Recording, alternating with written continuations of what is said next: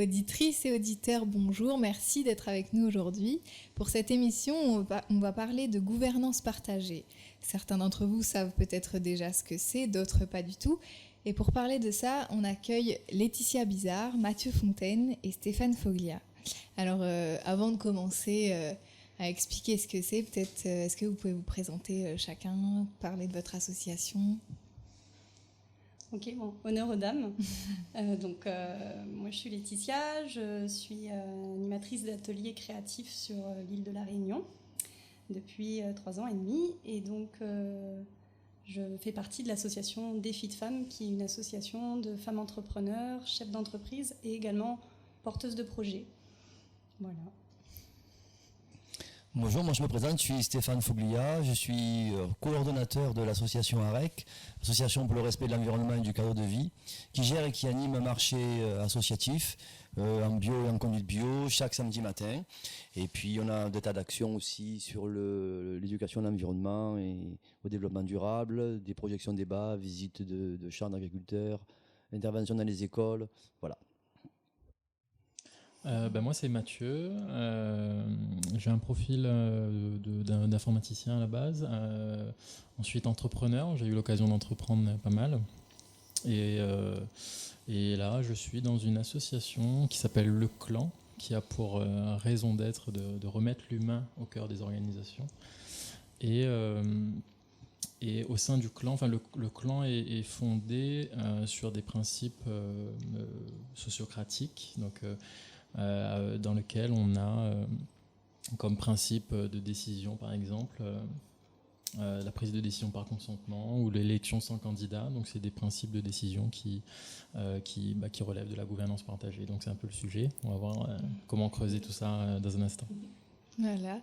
Alors est-ce qu'on peut du coup définir simplement peut-être qu'est-ce que c'est que la gouvernance partagée ? Peut-être en 2 mots, après, pour moi, la gouvernance partagée, en fait, c'est simplement distribuer le pouvoir et les responsabilités. Voilà. Et après, on pourrait en dire plein de choses, mais en 2 mots, je le résumerai comme ça. Pour moi, c'est une intelligence collective et des prises de responsabilité et d'initiative de chacun. C'est déjà pas mal comme définition. Moi je dirais aussi que c'est une pratique, un art de vivre dans le collectif, effectivement, et qui vient aussi en opposition avec les structures pyramidales qu'on peut rencontrer aujourd'hui. Donc, de manière symbolique, je verrais les structures pyramidales, l'organisation, les gouvernances pyramidales comme un triangle avec une hiérarchie, et à l'inverse, du coup, plutôt une sorte de rond, un cercle pour la gouvernance partagée où tout le monde est au même niveau et peut décider et collaborer ensemble. Et est-ce que vous vous êtes penché, qu'est-ce qui a déclenché votre intérêt pour la gouvernance partagée ? Est-ce qu'il y a eu quelque chose en particulier ou ça vous a toujours parlé et ça a toujours été logique pour vous ? Alors, historiquement, nous, on a des statuts, on a certainement les statuts les plus anciens parmi les trois associations présentes. Les dinosaures. Presque, avec les cheveux blancs. Et donc, quand on a écrit nos statuts, nous, en fait, c'était pour ne pas personnaliser notre action au départ, à la naissance de l'association. C'est-à-dire, c'était pour éviter justement d'avoir un combat frontal entre un président d'association et une mairie et donc c'était pour vraiment montrer que le combat il était collectif et servir le but plutôt que le leader. Voilà. Non, moi je pourrais pas dire que ça a toujours été inné. C'est quelque chose il y a eu un déclic à un moment donné. Mais c'est vrai que c'est parti d'un constat, c'est que dans beaucoup d'organisations, on a deux types de personnes, on va dire. Il y a les gens qui décident d'un côté et les gens qui font de l'autre côté. Donc les gens qui décident ne sont pas les mêmes que les gens qui font, et ça pose beaucoup de problèmes. Et la gouvernance partagée, c'est une autre façon de fonctionner où les gens qui font ont le pouvoir de décider, et du coup ça a beaucoup d'impact sur tout simplement le sens qu'on peut donner à notre activité, à la motivation, à l'envie de faire les choses. parce que on a beaucoup plus d'autonomie, on nous fait confiance, en tout cas on fait confiance aux gens qui font et qui décident. Donc voilà, ça donne une nouvelle dimension, on va dire, à une organisation. Alors, en ce qui concerne l'association des filles de femmes et aussi peut-être mon élan personnel en fait au sein de l'association, je pense qu'il y a plusieurs choses. En ce qui me concerne déjà, c'est sûr que je suis née d'un père militaire. Je pense qu'il y a quelque chose de ce fait-là d'avoir vécu beaucoup dans une idée de hiérarchie, de domination, d'enjeux de pouvoir. J'ai passé 8 ans dans des multinationales aussi à voir toutes ces manières de faire et ces structures dont je parlais tout à l'heure, pyramidales. Et aussi, du coup, c'est ce manque d'agilité en fait, au sein de ces structures pour avoir côtoyé des organisations à dimension vraiment internationale. Donc forcément, je pense que moi, tout comme plusieurs femmes de l'association des filles de femmes, on a eu un élan personnel à vouloir créer autre chose en fait au sein de l'association, mais aussi quelque chose qui nous portait, c'était l'envie d'expérimenter en fait un nouveau mode de gouvernance. Je crois que Esther Lobette a aussi dans l'association beaucoup inspiré par une ancienne organisation qu'elle avait sous cette structure-là. Le groupe Zordi Pou Demain aussi fonctionnait en sociocratie. Donc c'était un collectif aussi, ça l'est toujours d'ailleurs, et aussi Red Samouraï qu'on suit de près, et le clan aujourd'hui représenté par Mathieu, qui nous permet aussi de se dire qu'on n'est pas seul sur l'île à vouloir le mettre en place et que ça marche. Alors cette méthode, elle a l'air belle, mais est-ce que ça fonctionne sur la durée ? Sur la durée, je pense que Stéphane, tu pourras répondre, vu que ça fait pas mal d'années que tu y es. Moi, ce que je peux juste répondre par rapport déjà à ce qui me vient, ça fonctionne, j'ai envie de dire, on ne le sait pas. On est en pleine expérimentation, donc forcément, il y a beaucoup de choses qui se passent, je pense qu'il y a tout un état d'esprit nouveau aussi à mettre en place. Mais c'est une vraie expérience qui peut finalement évoluer qu'avec une vision commune et l'envie aussi pour notre cas, en tout cas des adhérentes de l'association, d'être dans ces valeurs que peut-être tu vas aussi partager, Mathieu, mais de co-responsabilité, de créativité, de partage, d'entraide. Et je dirais aussi de communication bienveillante pour que les décisions se prennent sans trop de jeu d'ego. Oui, alors, sur la question si ça fonctionne, oui, ça fonctionne. Ça prend simplement un peu de temps aussi aux nouveaux venus. Par exemple, au sein du conseil d'administration de l'AREC, il y a 11 personnes qui sont donc des représentants, des administrateurs. Et sur les 11 personnes, c'est clair qu'on a un rythme de CA qui est plus régulier, pour pouvoir avoir des questions qui sont redondantes pendant plusieurs mois. On va aborder un sujet pendant 2-3 mois, comme on a un rendez-vous mensuel. Donc le sujet revient. Et puis finalement, on se rend compte qu'au bout de 3-4 CA, ça y est, on a trouvé la réponse et les éléments sont là. Donc oui, ça fonctionne parce qu'après, quand la décision est prise, effectivement, elle est unanime et elle semble être la plus opportune. Donc tu le dis, le nombre de CA a augmenté, c'est-à-dire conseil administratif. Conseil d'administration, oui. C'est ça. Mais comment ça se passe en fait, sans meneur, comment les décisions sont prises ? Ah non, mais alors, moi je pense qu'on ne peut pas non plus, à un moment donné, quand il y a des réunions, il faut arriver aussi à les cadrer. Et pour moi, c'est important de le faire parce que sinon, on décourage. Au bout d'une heure et demie, 2 heures de réunion, il n'en sort plus grand-chose, généralement. Et donc, il faut arriver à trouver un rythme et d'avoir un président de séance ou une présidente de séance, ça ne me semble pas être quelque chose de complètement farfelu, avec un bâton de parole s'il y a besoin. Généralement, sur un PV d'assemblée ou de conseil d'administration, on prévoit donc un président de séance, un secrétaire de séance. Donc, quand on se réunit, c'est le cas. Et donc en fait c'est parfois des réunions d'information, parfois des CA, parce que toutes les décisions ne sont pas fondamentales pour l'association. donc en fait, on rassemble les décisions importantes sur un CA tous les 3-4 mois, par exemple. Voilà. Pour éviter aussi l'emballage de la paperasse. Donc ça, c'est pour ton association. Voilà, et, pour la REC. pour les vôtres, comment ça se déroule? Alors peut-être pour répondre à la question, est-ce que ça marche, nous en fait dans le clan, on s'inspire beaucoup de ce qui se fait à l'extérieur. C'est vrai que c'est un modèle qui est assez récent. Et du coup on prend un peu l'inspiration sur des choses qui se font un peu à l'extérieur. Donc par exemple, j'invite les auditeurs peut-être à aller regarder. Il y a un documentaire qui a été réalisé par Arte, qui s'appelle Le bonheur au travail, et qui parle de ce système, enfin de la gouvernance partagée. C'est un terme qui, pas tout le monde utilise le même terme, mais ça veut dire un peu la même chose. Il y a entreprise libérée, il y a holacratie, il y a sociocratie, voilà, tout ça, il y a quelque chose qui est en commun là-dedans. Et en fait, il y a ce documentaire-là qui est intéressant, parce qu'en 1 heure et quart, on a un peu des éléments, et surtout, on a des exemples concrets, en fait. Il y a des exemples d'entreprises en métropole, aux États-Unis, en Europe, qui le font et qui partagent leur expérience. Et il y a même des institutions publiques qui ont essayé ça. Donc, pour vous dire, s'il y a des institutions publiques qui arrivent, c'est que c'est assez costaud. Bon, c'est en Belgique.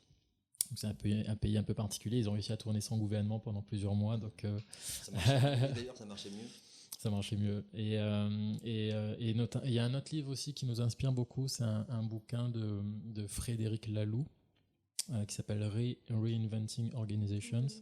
Le titre en anglais, mais ça a été traduit en français, le livre en français. Et pareil, en fait, c'est quelqu'un qui a fait un peu le tour du monde, et il est passé dans plein d'entreprises qui fonctionnaient différemment. Et il en a extrait un peu les facteurs de réussite, et il s'est rendu compte que toutes ces entreprises-là avaient des convergences en termes d'organisation, et qui se basaient tous sur des piliers, sur des principes qui étaient les mêmes, mais par contre, chaque entreprise a vraiment son mode de fonctionnement. C'est-à-dire qu'on ne peut pas prendre le fonctionnement d'une entreprise et dire on va faire exactement la même chose. Il y a vraiment une adaptation à faire. Chaque entreprise doit avoir son modèle d'organisation, mais basé sur des piliers, basé sur des principes un peu communs, quoi.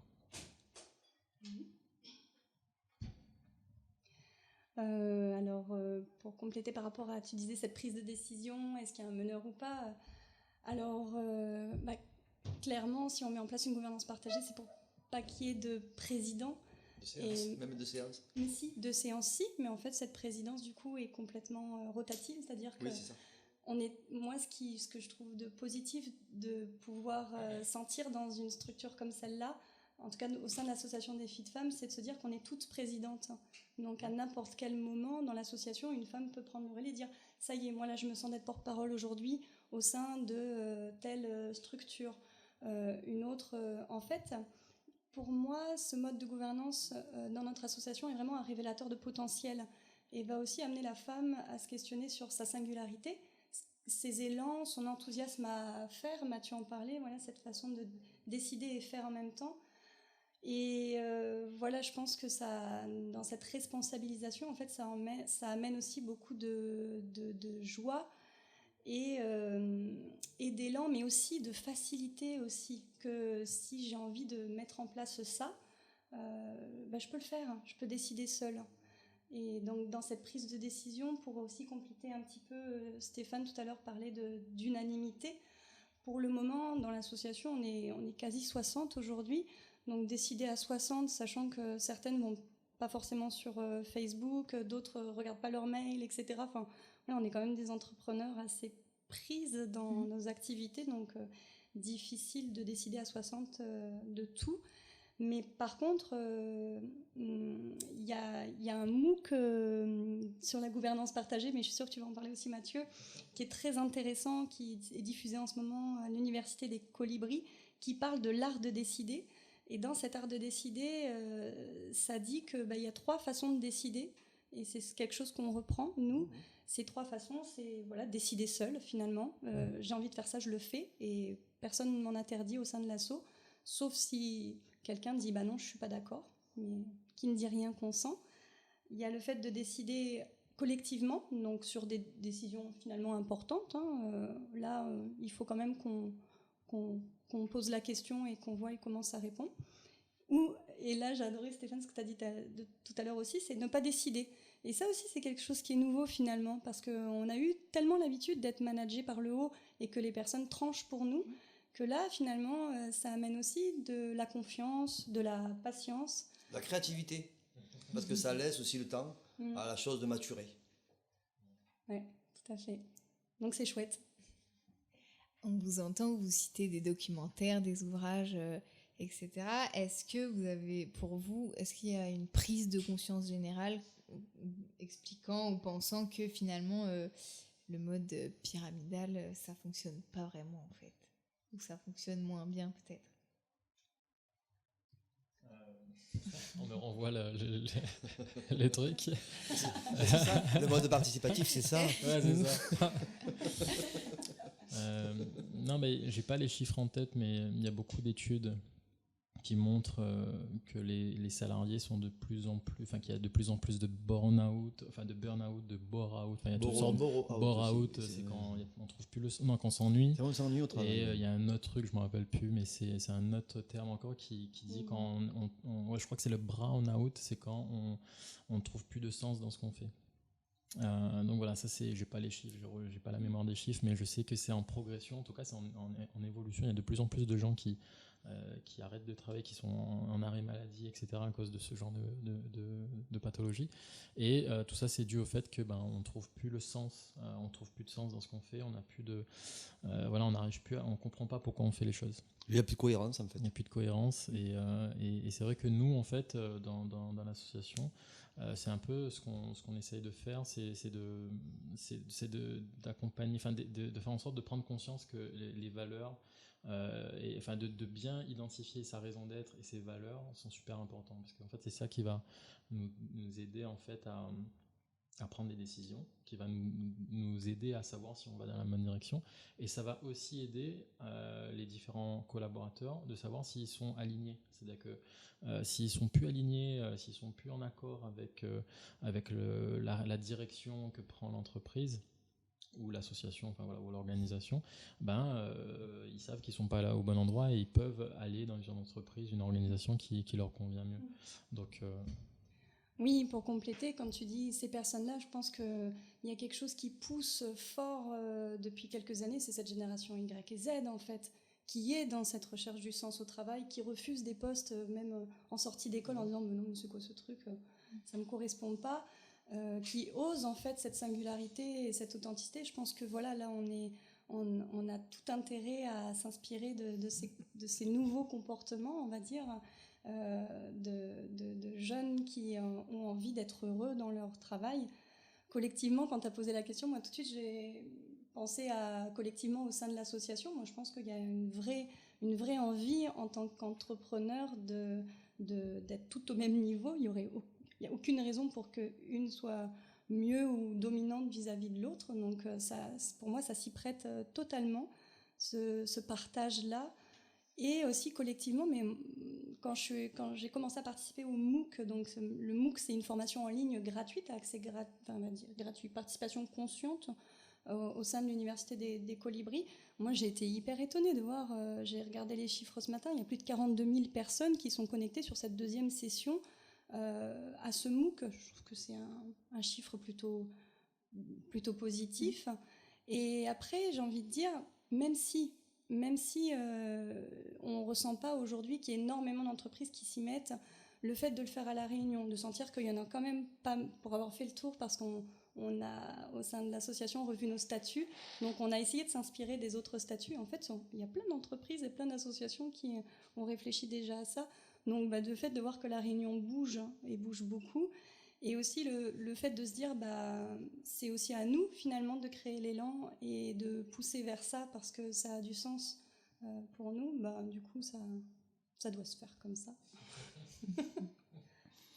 Après, une association, hein, c'est une micro-société, donc c'est-à-dire qu'elle va refléter, elle est à l'image de la société dans laquelle nous vivons. Et donc on voit bien aujourd'hui tous les problèmes de représentation, de confiscation de pouvoir. Le pouvoir, on dit le pouvoir est au peuple, mais aujourd'hui on voit bien qu'il a été confisqué et on n'est pas prêt de le reconquérir. Par contre, il y a effectivement un éveil citoyen, tant sur l'écologie que sur les démarches alternatives qui s'est fait sentir à La Réunion un peu plus tardivement qu'en métropole, parce qu'il y a toujours un petit décalage, mais aujourd'hui, on sent vraiment une émergence de différents projets. Et après, la gouvernance fait partie effectivement d'une réussite d'une organisation. Et cette méthode, elle est applicable pas que dans des associations, je suppose, dans des entreprises, etc. Mais vous, au sein de vos associations, est-ce que le fait d'emmener cette méthode, ça a été accueilli très bien de tous et tout le monde s'est dit, OK, on se lance dans cette méthode collective, ou alors il y a des gens qui étaient un peu plus sceptiques à cette idée? Je garde la parole puisque j'ai commencé. C'est assez collaboratif pour vous, les copains.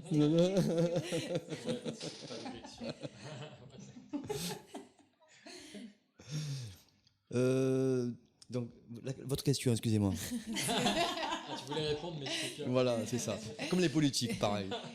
Est-ce que le fait d'emmener cette méthode au sein de l'association, il y a eu des personnes un peu sceptiques à ce nouveau mode Alors, je ne parlerai pas de personnes sceptiques, de personnes qui ne connaissaient pas peut-être la holacratie ou le travail collaboratif et qui peuvent être surpris par un beau premier abord de voir apparaître un joyeux bordel, en fait, et qui se demandent s'il va vraiment émaner de ce bouillonnement une décision. Et après, quand on se rend compte à l'usage, ça fonctionne. Ça fonctionne parce qu'en plus, ça permet donc de missionner aussi au sein du conseil d'administration pour différents objets. Mais ça fonctionne uniquement quand on arrive aussi à avoir une formation entre guillemets pour avoir le même niveau de connaissance quand on est au sein d'un conseil d'administration d'une association, par exemple. C'est-à-dire, c'est important, par exemple, pour un nouveau venu, nous, notre association renouvelle par tiers ses membres. Le CA est renouvelé par tiers chaque année. Donc ça veut dire que sur 11, chaque année, il y en a 3 ou 4 qui sortent et il y en a 3 ou 4 qui rentrent. L'idée étant que les nouveaux venus, on les met un peu au parfum pour qu'ils comprennent un petit peu comment ça se passe, parce que quand on arrive dans une association, on ne sait pas toujours ce qu'il y a à faire, comment le faire. Donc il faut s'adapter un petit peu au mode de réunion, au mode de gouvernance. Et puis après, une fois que ça c'est fait, effectivement, on trouve que c'est plus confortable de travailler en intelligence collective. Oui, alors du scepticisme, j'en ai pas ressenti parce que, je dis je parce qu'en fait, l'expérience s'est faite de telle manière. L'année dernière, j'étais trésorière de l'association.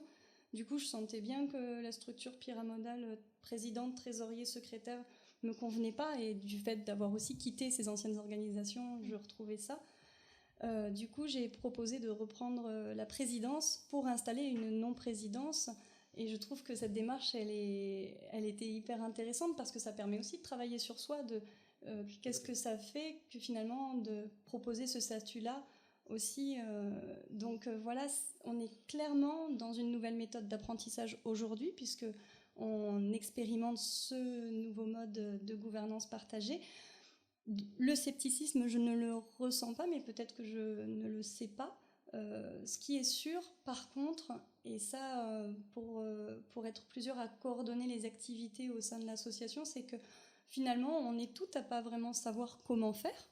Et du coup, c'est plus un nouveau câblage à mettre en place et qui prend du temps, et c'est génial parce que ça permet du coup de s'observer dans nos vieilles méthodes de il faut que je demande à un tel pour savoir si je peux le faire, et finalement de se dire non, mais je peux le faire, ou non, je sens pas de le faire seul, donc je vais demander de l'aide, ou ça je sens pas de le décider non plus seul, je vais proposer un vote au sein de l'association. Donc toujours, en fait, pour moi, il y a cette idée de créer de l'agilité vraiment, et finalement je crois que c'est quelque chose qui est assez nouveau surtout quand on a passé des années à être dans ces organisations de pouvoir, en fait, d'enjeux politiques, etc. Pour compléter un peu avec notre expérience à nous, c'est vrai que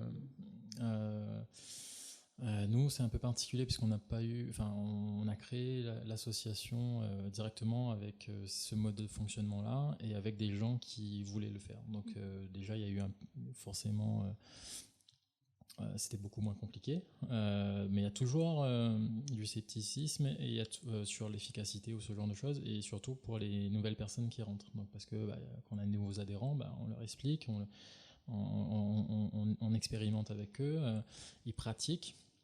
Et tout de suite, ils se rendent compte que c'est bénéfique. C'est-à-dire que, pour donner un exemple, c'est dans notre façon, il y a une procédure un peu particulière entre guillemets pour prendre des décisions et voire même pour faire des réunions, tout simplement.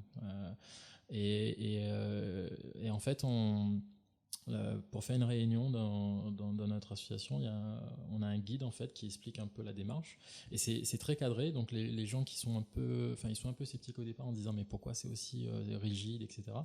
Et en fait, pourquoi c'est aussi ça paraît rigide, parce qu'en fait ça part du principe que cette rigidité-là, cette fermeté-là en termes de process va donner encore plus de liberté en fait aux gens à l'intérieur de ce process-là. C'est-à-dire que, et ça va permettre de créer un cadre sécurisant.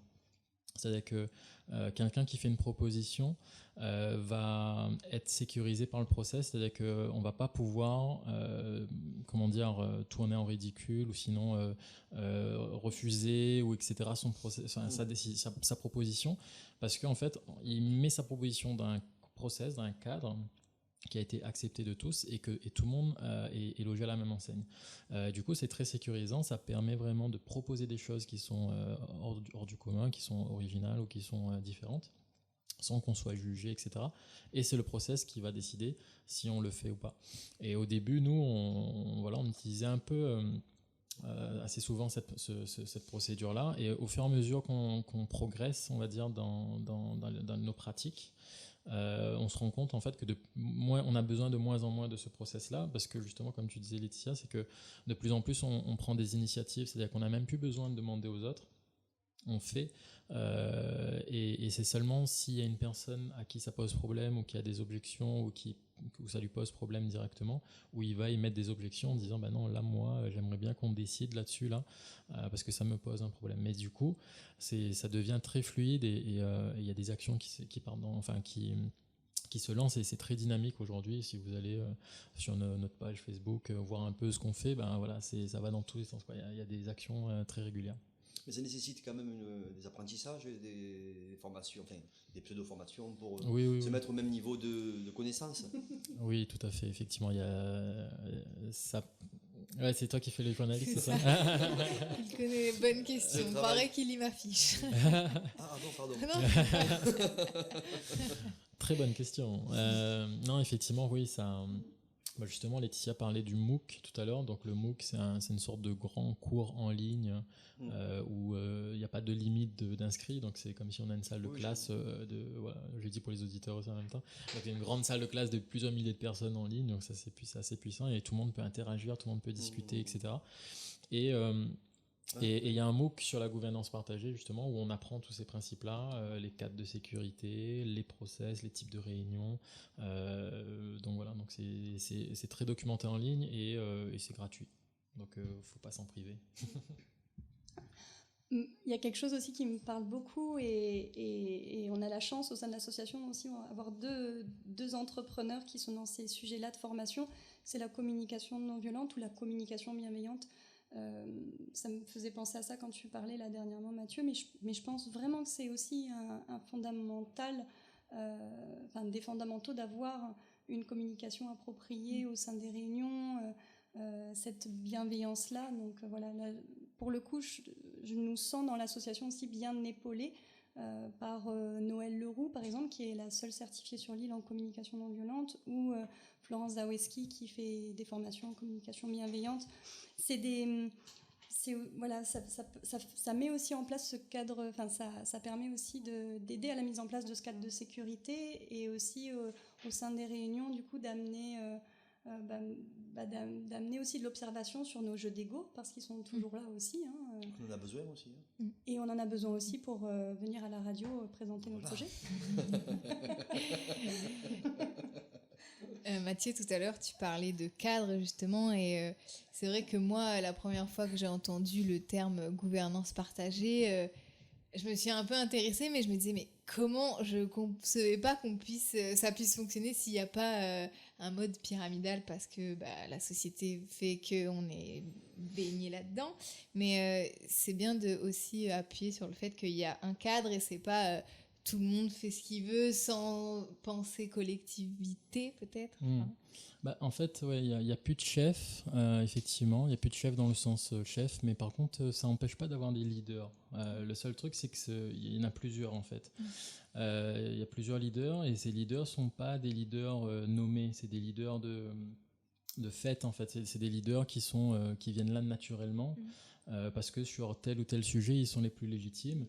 Mais ça ne veut pas dire que c'est eux qui prennent la décision. Et ils vont un peu être des guides. Mais effectivement, ce cadre-là, c'est obligatoire. C'est-à-dire qu'en fait, une liberté est forcément contenue dans quelque chose. C'est-à-dire que c'est un peu bizarre, mais en fait, la liberté, effectivement, peut s'étendre. Donc, en fait, ce qu'on va faire, c'est qu'on va élargir le cadre ou rétrécir le cadre. Mais on n'est jamais entièrement libre. Hein. On a toujours appris à l'école. Là, je ne sais plus c'est quoi la phrase exacte, mais tu es libre, mais dans la limite. Oui.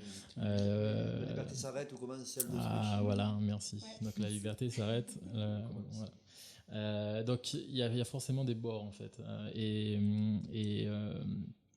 en fait, dans une entreprise ou une association, dans une organisation en gouvernance partagée, entre guillemets, le cadre, enfin, il y a deux types de cadres. Il y a un cadre en fait qui permet de s'assurer qu'on va dans la bonne direction. Donc ça, c'est un peu en délimitant la raison d'être de l'organisation et ses valeurs, qu'on va un peu délimiter le champ d'action, le périmètre d'action. C'est-à-dire que si on œuvre pour telle mission, il n'y a aucune raison qu'on fasse quelque chose qui ne va pas dans cette direction-là. Donc ça c'est un moyen de s'assurer qu'on fait les bonnes actions. Après, les valeurs, ça permet d'identifier aussi si la manière dont on fait les choses correspond à nos valeurs. Donc si nous on est valeur de bienveillance, si on fait un truc qui va dans la bonne direction mais qui n'est pas du tout sur le bon chemin, c'est-à-dire que c'est pas du tout bienveillant, on ne va pas le faire. Donc voilà, ça c'est déjà deux éléments qui permettent de s'assurer qu'on fait les bonnes choses de la bonne manière. Et après, la gouvernance partagée va délimiter un cadre dans la façon de prendre des décisions, etc., pour s'assurer que ce ne soit pas non plus la fête au village, quoi. Qu'il y ait des règles que tout le monde accepte et que dans la limite de ces règles-là, on a une certaine liberté. Stéphane ? Ok. Concernant le cadre, oui, tu l'as très bien expliqué, hein, Mathieu. Il en faut un, ça c'est clair. Et aujourd'hui, l'association s'inspire par le MOOC, effectivement, mais aussi par le clan, en allant aux réunions. Et donc, moi, j'invite tout le monde qui a envie d'expérimenter ça, de se rendre à Saint-Denis de temps en temps aux réunions du clan. Sans faire ta pub, Mathieu, mais parce que c'est super de pouvoir du coup se réunir entre plusieurs qui testent ce mode de gouvernance aussi à la Réunion. Il y a aussi quelque chose moi qui m'interpelle sur l'idée d'être leader. C'est effectivement, je parlais tout à l'heure du fait qu'on était toutes présidentes, mais aussi je trouve que c'est important de valoriser tous les rôles au sein d'une association et que finalement, même si ces rôles peuvent être tournants à tout moment parce que la vie est en mouvement et qu'on est en mouvement et qu'on change et qu'on n'a pas forcément envie des mêmes choses tout le temps, il y a quand même au sein de l'association, là pour le coup, au sein de Défi de Femmes, celle qui va être plutôt porte-parole, celle qui va être plutôt l'éclaireuse, l'influenceuse, la déclencheuse d'idées, la communicatrice bienveillante, la semeuse, et tous ces rôles-là, en fait, c'est toujours cette histoire de potentiel, mais ça fait vivre et ça enrichit l'organisation elle-même. Donc en fait, ce mode de gouvernance, clairement, est au service de l'organisation elle-même.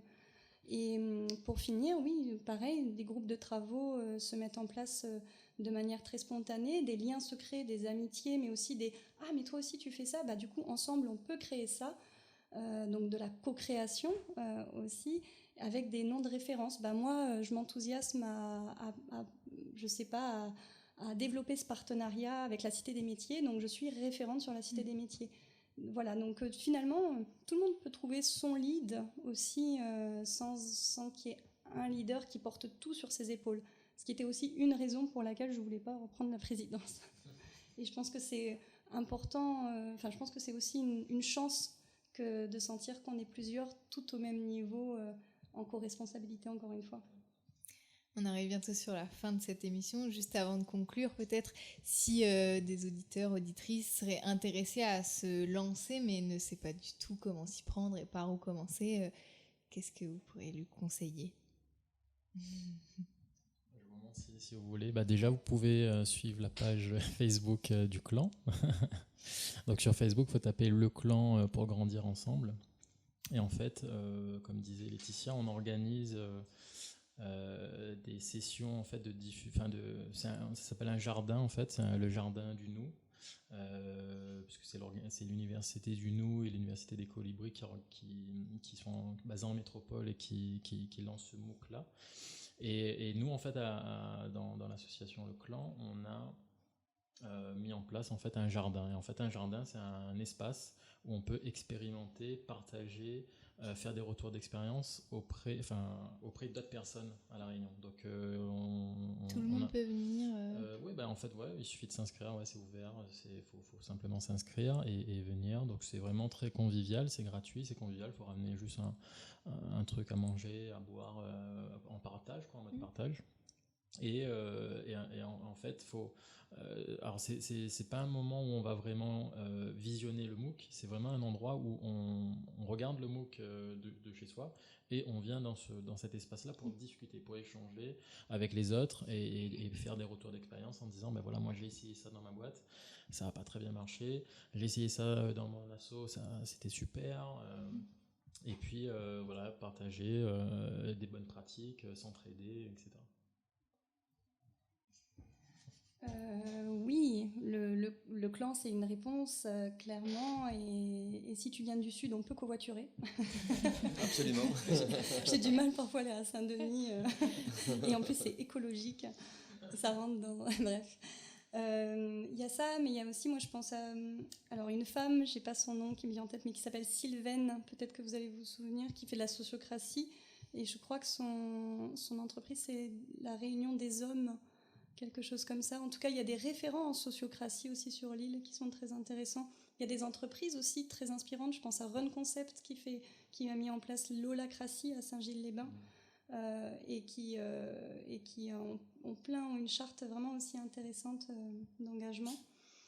Et ce qui me vient en tête aussi, au-delà de si tu es une femme, que tu es porteuse d'un projet et que tu as envie aussi de tester, tu peux rentrer au sein de l'association aussi de défis de femmes. Mais sinon, essaye. La seule façon de savoir comment commencer, c'est juste d'essayer et surtout de se tromper, de patauger, de galérer, d'être imparfait. Je trouve que c'est aussi génial en fait d'accepter que c'est pas au top au début, que ça flotte et de vivre là-dedans. Je pense que ça amène aussi beaucoup d'agilité, encore une fois, de travail sur son propre ego, sur son perfectionnisme. En ce qui me concerne, en tout cas, je trouve que c'est exactement ce qui se passe et c'est très bien pour l'humain. Il en a besoin. Tu peux peut-être rajouter. Alors, juste un petit mot pour terminer. L'idée, c'est de s'inspirer. Et moi, je connais un endroit bien inspirant tous les samedis matins. Et c'est un lieu, non mais c'est vrai, c'est un lieu où on est bien et justement où les valeurs de l'intelligence collective sont partagées, mais pas que. Et donc où on agit au quotidien, on essaie de rendre notre idéal possible. Et en fait, il est possible parce que chacun a sa petite pierre à apporter. Il faut juste le savoir. Des fois, il y en a qui ne savent pas qu'ils ont une pierre à apporter, donc il faut juste leur dire. Et ça se passe où Alors, C'est quoi déjà? c'est le marché solidaritaire de l'association juste en face Grand'Anse. Donc c'est un marché unique parce que c'est le seul marché associatif de Lille et qui n'est pas un lieu où on ne fait qu'acheter des fruits et des légumes, même s'ils sont sains et à un prix C'est délicieux. il y a un prix compétitif, mais c'est aussi, on réfléchit à l'acte de consommer, on réfléchit, on invente le monde de demain avec des projets. C'est une véritable pépinière dans une pépinière en plus, donc ça prend tout son sens. Donc voilà, s'inspirer et puis avoir confiance parce qu'on est on n'est pas nombreux aujourd'hui encore à parler, mais on est de plus en plus nombreux à partir dans les chemins alternatifs. Donc ça demande du temps, ça demande de la patience, et puis il ne faut pas avoir peur du regard des autres. Merci. Merci Ilona. Merci d'avoir été avec nous. Et puis on se retrouve bientôt pour Merci. une nouvelle émission.